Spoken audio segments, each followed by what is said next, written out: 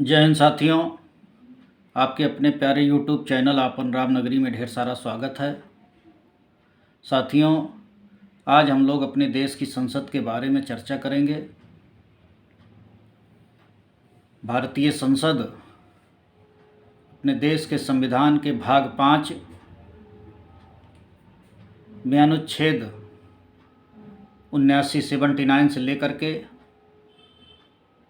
अनुच्छेद 122 तक इसका उल्लेख है, जिसमें संसद के गठन, कार्य, शक्तियाँ व उसके विशेषाधिकार, प्रक्रियाएं व अन्य शक्तियों के बारे में विस्तार पूर्वक उल्लेख किया गया है।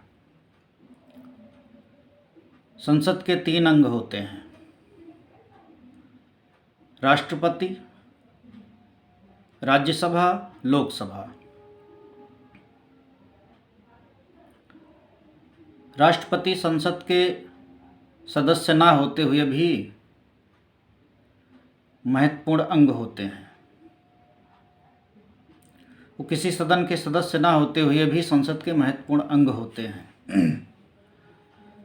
उनके कुछ महत्वपूर्ण व चुनिंदा कार्य हैं जो सदन की संचालन में महत्वपूर्ण भूमिका अदा करते हैं, जैसे दोनों सदनों का सत्र आहूत करना व सत्रावसान के संबंध में अधिसूचना जारी करना। दूसरा, लोकसभा को विघटित करने की शक्ति। तीसरा, जब संसद का सत्र ना चल रहा हो तो ऐसी दशा में अध्यादेश जारी करने की शक्ति।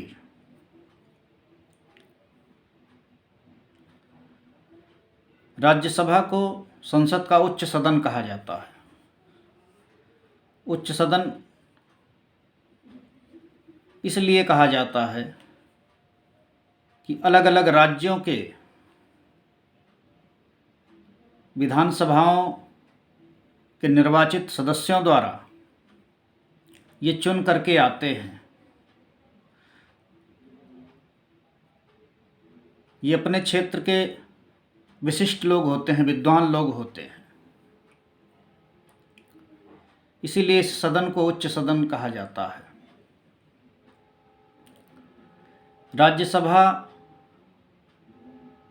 की जो सीटों का आवंटन है वो राज्य की आबादी के आधार पर की जाती है। जैसे उत्तर प्रदेश में राज्यसभा की सीटों की संख्या 31 है, वहीं त्रिपुरा में मात्र 1 सीट है। राज्यसभा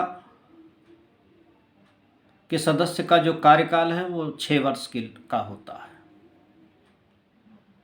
ये हर दूसरे वर्ष सदन के 1/3 सदस्य हर दूसरे वर्ष सेवानिवृत्त होते हैं।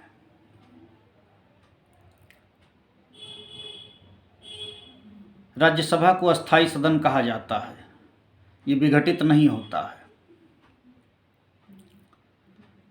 संविधान में 250 सीटों का उल्लेख है, 250 सीटों की व्यवस्था है, किंतु मौजूदा समय में 245 सदस्य ही सदन के अंदर काम करते हैं, जिनमें से 233 निर्वाचित होकर के आते हैं और 12 सदस्यों को माननीय राष्ट्रपति द्वारा मनोनीत किया जाता है, जो अलग अलग क्षेत्र जिनमें कला, साहित्य, विज्ञान व समाज सेवा के क्षेत्र से होते हैं। ये लोग अपने क्षेत्र के विशेषज्ञ होते हैं, जानकार होते हैं अथवा व्यवहारिक रूप से लंबा अनुभव रखने वाले लोग होते हैं।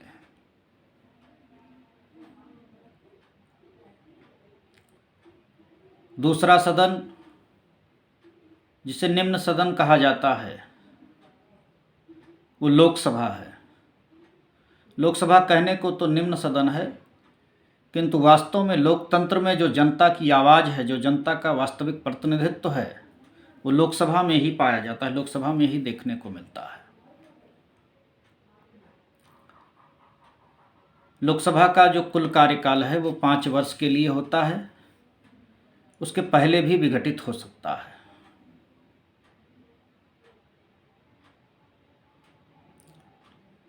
लोकसभा सदस्यों का जो चुनाव है वो सीधे जनता द्वारा किया जाता है, जिनमें 18 साल या उससे ऊपर के व्यक्ति चुनाव में शामिल होते हैं।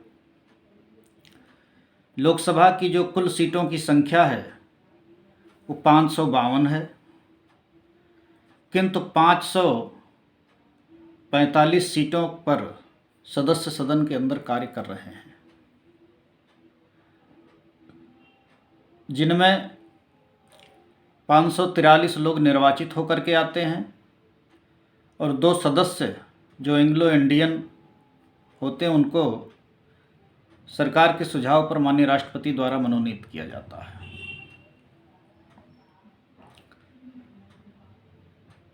इनमें अलग अलग राज्यों से 530 सदस्य, केंद्र शासित प्रदेश से 13 सदस्य व 2 एंग्लो इंडियन मिला करके 545 सदस्य निर्वाचित व मनोनीत होकर के सदन के अंदर आते हैं।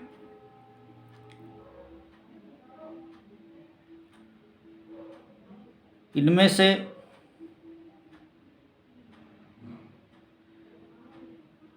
सदस्य अपने ही बीच में से अध्यक्ष का चुनाव करते हैं,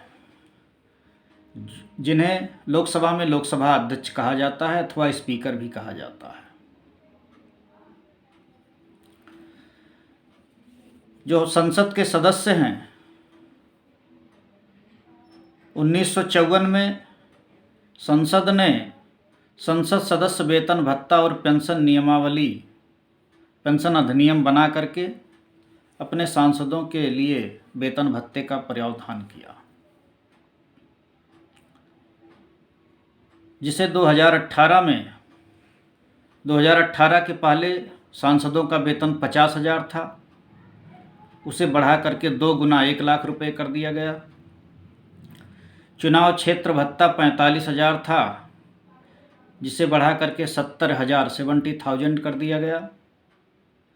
कार्यालय खर्च जो पहले 45,000 था, 45,000 से बढ़ा करके 60,000 कर दिया गया।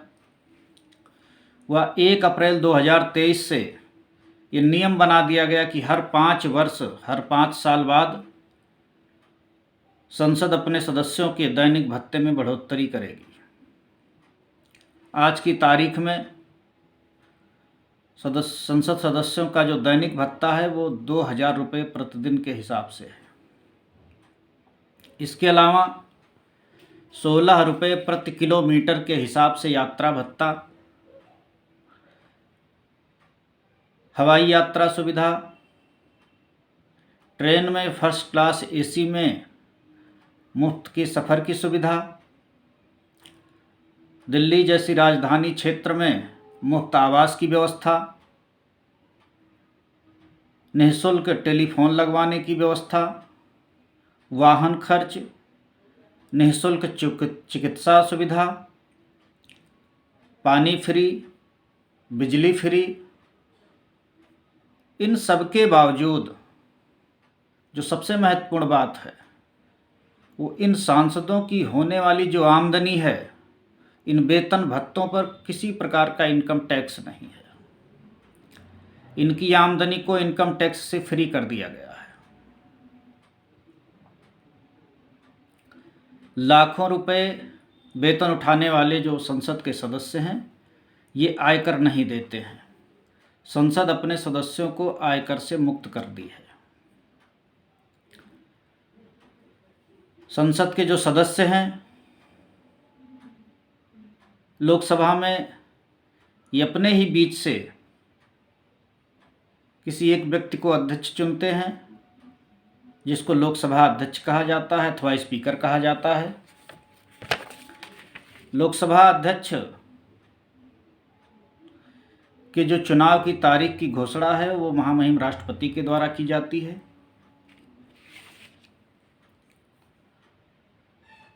लोकसभा अध्यक्ष की भी कुछ महत्वपूर्ण शक्तियां हैं। कुछ महत्वपूर्ण कार्य हैं। प्रतियोगी परीक्षाओं में कुछ छात्र, कुछ अभ्यर्थी क्वेश्चन गलत कर देते हैं, जिनमें एक महत्वपूर्ण प्रश्न आता है कि लोकसभा अध्यक्ष अपना इस्तीफा किसे देता है।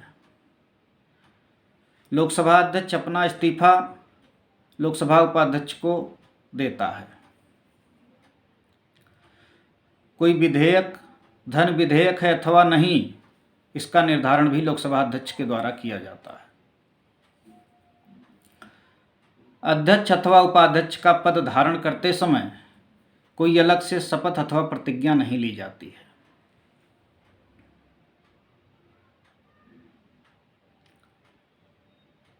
लोकसभा अध्यक्ष के द्वारा आवश्यकता पड़ने पर निर्णायक मत भी दिया जाता है। ठीक इसी प्रकार से राज्यसभा में भी है। भारत के जो उपराष्ट्रपति हैं वो राज्यसभा के पदेन सभापति होते हैं। उपाध्यक्ष के निर्वाचन की व्यवस्था, उपसभापति के निर्वाचन की व्यवस्था भी लोकसभा की भांति की जाती है। इनको भी ठीक वही शक्तियां प्राप्त हैं जो लोकसभा अध्यक्ष को हैं। बस लोकसभा अध्यक्ष को कुछ विशिष्ट शक्तियां प्राप्त हैं, जैसे संसद के दोनों सदनों के संयुक्त अधिवेशन की अध्यक्षता करना, कोई विधेयक धन विधेयक है अथवा नहीं, इसका निर्धारण करना। यही विशिष्ट शक्ति है। बाकी दोनों सदनों के सभापति अध्यक्ष की शक्तियां बराबर हैं। संसद का ही अंग है नेता सदन। नेता सदन लोकसभा में प्रधानमंत्री होते हैं। यदि प्रधानमंत्री लोकसभा से चुन करके नहीं आए हैं, वो राज्यसभा से आए हैं, तो फिर प्रधानमंत्री के द्वारा निश्चित किया हुआ कोई मंत्री लोकसभा में नेता सदन का कार्य देखता है।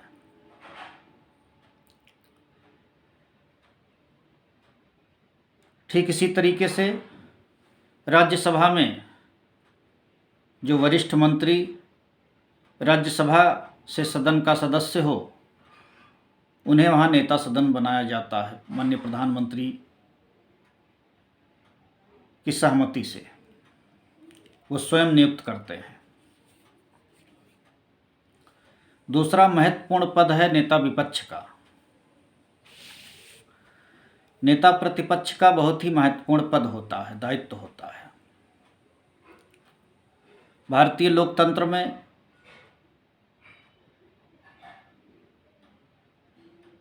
जो सबसे बड़े विपक्षी दल हैं, जिनकी संख्या कुल संसद सदस्यों का कम से कम 10वां भाग होना चाहिए, उन्हें नेता विपक्ष का पद दिया जाता है। वो समय समय पर सरकार के कार्यों की उचित आलोचना करते हैं, वह वैकल्पिक सरकार की व्यवस्था करते हैं।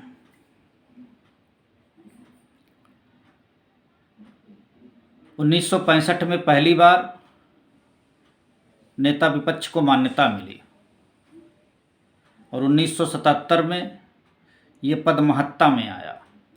महत्ता का मतलब ये है कि नेता प्रतिपक्ष का जो पद है उसको कैबिनेट मंत्री के बराबर, उसके दर्जे के बराबर की सुख सुविधाएं, वेतन भत्ता, आवास, सुरक्षा इत्यादि मुहैया कराया जाने लगा। साथियों, ब्रिटिश राजनीति में शैडो कैबिनेट की व्यवस्था है। ब्रिटिश राजनीति में जो विपक्ष होता है वो शैडो कैबिनेट का गठन करता है। सरकार व सरकार के मंत्रियों के कार्यों को उन्हें फेस करने के लिए, उनके एक एक कार्यों पर नज़र रखने के लिए जो विपक्ष होता है वो शैडो कैबिनेट का गठन करता है। विपक्ष का एक एक सदस्य सरकार के एक एक मंत्री पर पैनी नज़र रखता है, उसके कार्यों उस पर बड़ी सतर्क दृष्टि बनाए रखता है। वह समय समय पर उसको सजग करता रहता है, उसके गलत कार्यों की, गलत नीतियों की आलोचना करता है। और जब वही विपक्षी दल के जो शैडो कैबिनेट के सदस्य होते हैं, जब अगले चुनाव बाद सरकार में आते हैं तो उन्हीं सदस्यों में से जो अपने अपने क्षेत्र के पारंगत सदस्य होते हैं, उन्हीं को उनके जो पारंगत विभाग हैं, जिसके वो माहिर हैं, जिसके जानकार हैं, उसका मंत्री बनाया जाता है। साथियों, नेता विपक्ष का जो उल्लेख है वो हमारे यहाँ भारतीय संविधान में नहीं है, किंतु जो संसद संचालन की संविधि है उसमें इसका विधिवत उल्लेख है। नेता प्रतिपक्ष के बाद आता है मुख्य सचेतक। मुख्य सचेतक का भी उल्लेख संविधान में नहीं पाया जाता है। जो संसद की संचालन संविधि है उसमें इसकी व्यवस्था की गई है। जो मुख्य सचेतक होता है, संसद के अंदर, सदन के अंदर जो राजनीतिक दल हैं वो अपनी अपनी पार्टी के मुख्य सचेतक की नियुक्ति करते हैं। जो मुख्य सचेतक होता है उसकी जो महत्वपूर्ण जिम्मेदारी है कि अपने दल के सदस्यों की अधिक से अधिक उपस्थिति सुनिश्चित कराना, अपने दल के मंशा के अनुरूप सरकार के कार्यों की आलोचना करना अथवा प्रशंसा करना, किसी मुद्दे पर आवश्यकता पड़ने पर अपने दल की मंशा के अनुरूप उसके पक्ष में अथवा विपक्ष में रहना।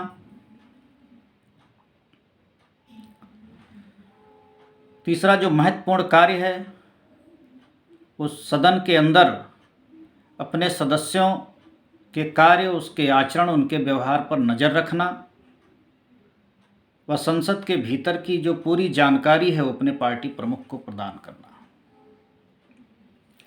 ये मुख्य सचेतक का महत्वपूर्ण कार्य है।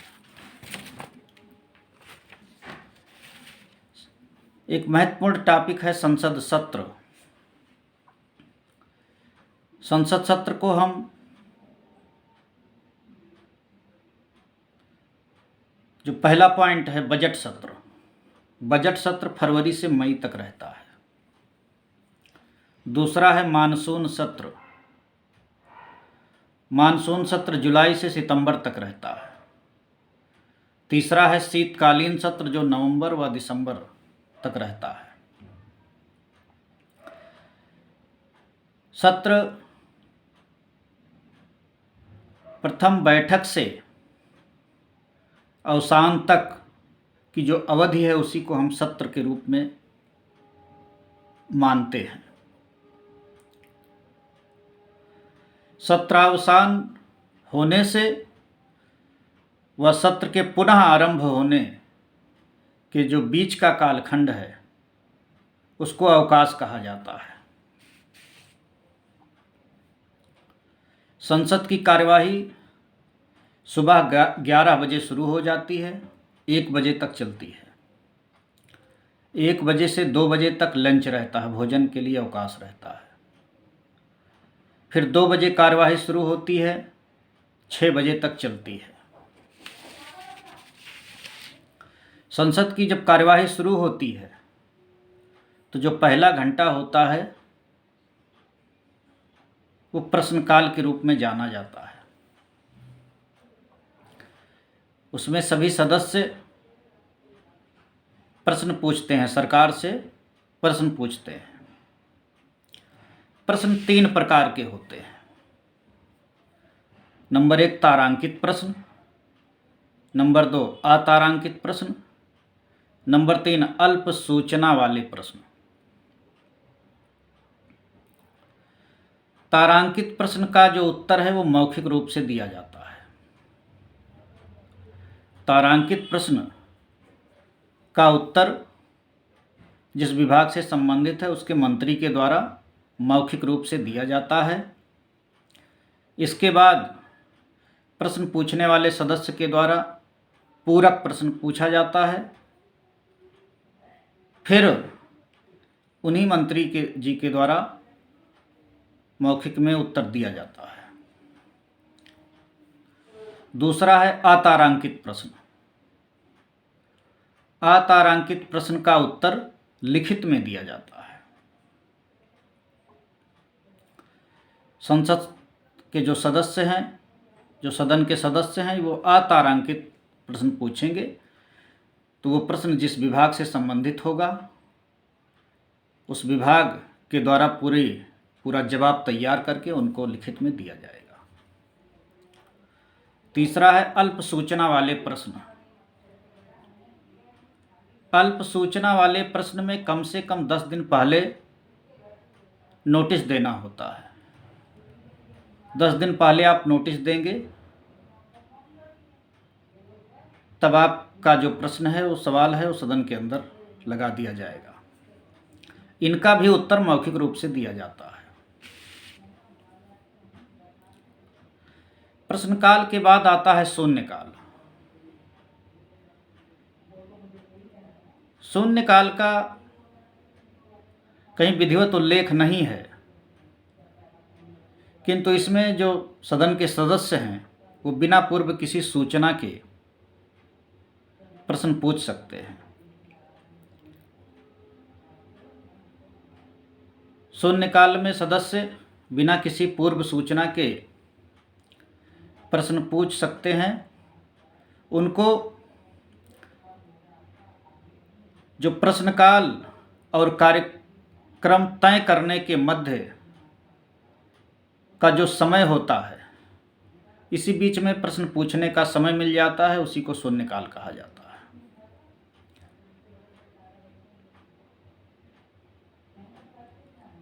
जो प्रश्न पूछे जाते हैं, चाहे वो तारांकित प्रश्न हो, चाहे अतारांकित प्रश्न हो, चाहे अल्प सूचना वाले समय हो, जब सदन चल रहा होता है सभी सदस्यों के द्वारा अपने अपने प्रश्न लगाए जाते हैं। तो जो सदन के स्पीकर हैं, चाहे सभापति महोदय हैं, इनके द्वारा प्रश्नों की पहचान के लिए कलर निर्धारित किया गया है, जिससे पहचान करने में कोई असुविधा ना हो। जो तारांकित प्रश्न हैं उनकी जो बुकलेट है, जो प्रश्न पुस्तिका है, वो हरे रंग की। अतारांकित प्रश्न है वो सफ़ेद रंग की रहती है। जो अल्प सूचना वाले प्रश्न हैं वो हल्के गुलाबी रंग में रहती है। इससे प्रश्नों को समझने में, उसके निर्धारण में बहुत आसानी हो जाती है। सदन की कार्यवाही में स्थगन एक महत्वपूर्ण प्रक्रिया है।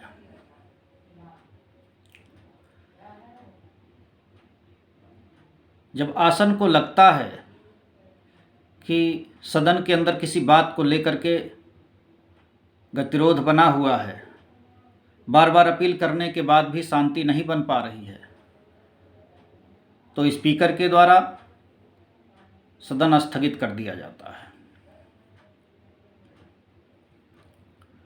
उसी को स्थगन कहते हैं। एक दूसरा स्थगन होता है अनिश्चित काल के लिए। अनिश्चित काल का जब स्थगन होता है तो उसमें लोगों में संशय रहता है कि ये कितने समय के लिए हुआ होगा। साथियों, अनिश्चित काल का जो स्थगन होता है उसमें समय या घंटे या दिन या सप्ताह का उल्लेख नहीं रहता है, इसीलिए उसको अनिश्चित माना जाता है। अनिश्चित काल के लिए जब सदन स्थगित करते हैं स्पीकर महोदय, तो उसमें निश्चित समय नहीं बताते, ना निश्चित घंटा बताएंगे, ना निश्चित दिन बताएंगे, यदि इस तरीके का स्थगन है तो आप मान लीजिए कि ये स्थगन जो है वो अनिश्चित काल के लिए है।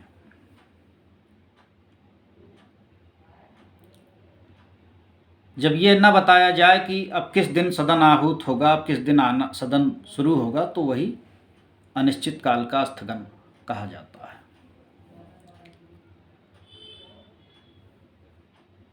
सत्र के संचालन व उसकी अवधि की पूर्ण होने के उपरांत सत्रावसान होता है। सत्रावसान सभापति के द्वारा अथवा लोकसभा स्पीकर के द्वारा सत्र पूर्ण होने पर किया जाता है।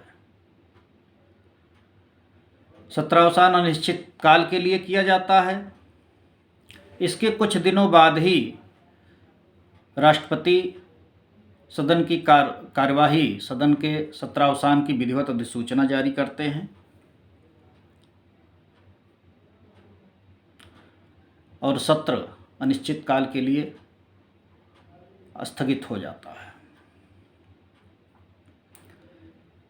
साथियों, आज हम लोग संसद की चर्चा में दोनों सदनों के बारे में, उनके संचालन के बारे में, सदन के भीतर प्रश्नकाल व शून्यकाल के बारे में, सदस्यों के द्वारा पूछे जाने वाले प्रश्नों के बारे में मोटे मोटे तौर पर हम लोगों ने चर्चा किया है।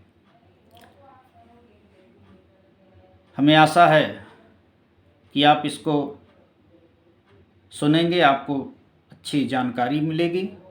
साथियों, अपनी राय, अपना सुझाव आप कमेंट बॉक्स में ज़रूर साझा करिएगा। यदि वीडियो आपको अच्छी लगे तो सब्सक्राइब करिएगा, लाइक करिएगा, कमेंट करिएगा। साथियों, इसी निवेदन के साथ बहुत बहुत धन्यवाद।